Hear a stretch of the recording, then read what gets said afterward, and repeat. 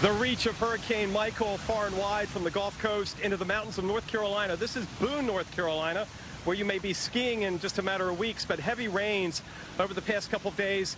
Rain from Michael last night and this morning, 4 to 7 inches plus. Flash flood warnings, flash flooding.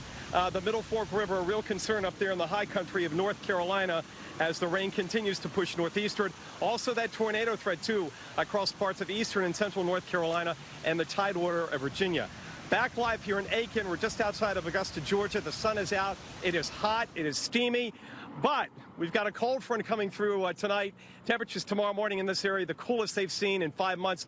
Likewise on the Gulf Coast, some perfect fall weather for the cleanup, especially down here. The cleanup here continues. We're looking down some of these power crews, getting this pole out and then putting another one back up. You can see the auger, the precision that these guys and gals work. It's just amazing. You can see the transformer, the replacement transformer with the numbers on the ground. These power lines are down along with cable and broadband, and the lines stretch across the street over to another pole they put up about an hour or so ago. Now, they're still over there, 2 gentlemen in bucket trucks trying to get what's left of that pole untangled and get those wires back up on that pole.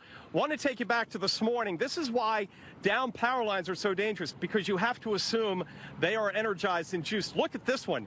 This was over on Pinewood Drive in Augusta, Georgia, across the Savannah River. And look at it. It was like fireworks going off. The crackling, the sparkling, the buzzing.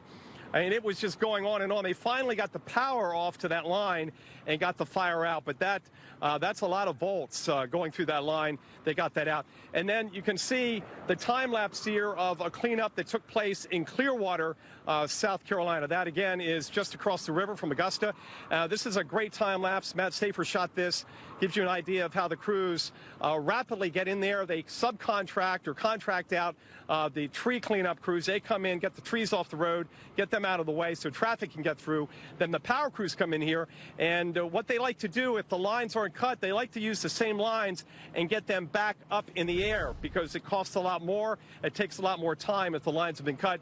That's what I think they're trying to do here. They've got some of the lines down, and they're trying to get them back up. At first, they've got to get this pole back up. So a whole litany of work going on here in Aiken, South Carolina. Basically, this is about the only game in town as far as reconstruction.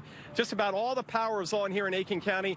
Now only 6% of customers without power. Earlier, it was nearly 40%, almost half the county this morning.